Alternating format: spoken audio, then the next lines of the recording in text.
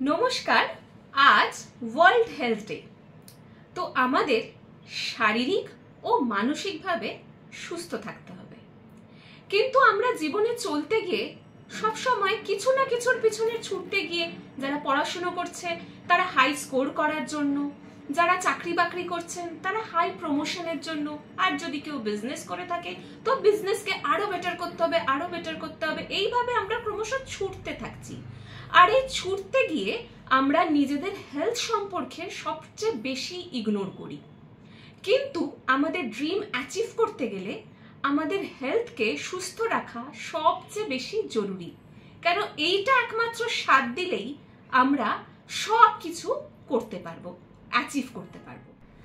তো এই হেলথই হলো আমাদের সবচেয়ে বড় সম্পদ। তো চলুন আমরা জেনে নিই এই সম্পদকে আমরা কিভাবে টেক কেয়ার করতে পারি, যেটা শারীরিক ও মানসিক দুটোতেই হেল্প করবে। প্রথমেই নিজের জন্য 1 ঘন্টা টাইম বার করে নিন। সেটা আপনি সকালে 1 ঘন্টা, বিকেলে 1 ঘন্টা এইভাবেও ভাগ করে নিতে পারেন।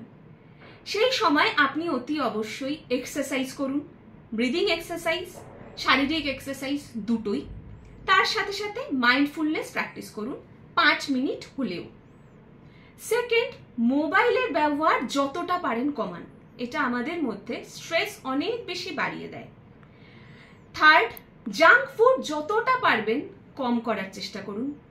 4, জল খাওয়ার চেষ্টা করুন বেশি করে, এবং সম্ভব হলে নিজের কোনো একটা পার্সোনাল ডায়েরিতে জার্নালিং করার চেষ্টা করুন, যেখানে নিজের থটগুলো কি নিয়ে বেশি দুশ্চিন্তা হচ্ছে বা কিছু সেগুলো লিখে ফেলুন, তাহলে সেগুলো ভেতরে জমা হবে না।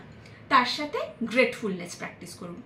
এইগুলো যদি আপনারা নিজেদের হ্যাবিটে পরিণত করতে পারেন তাহলে অটোমেটিক অনেক বেশি ভালো থাকবেন, সুস্থ থাকবেন।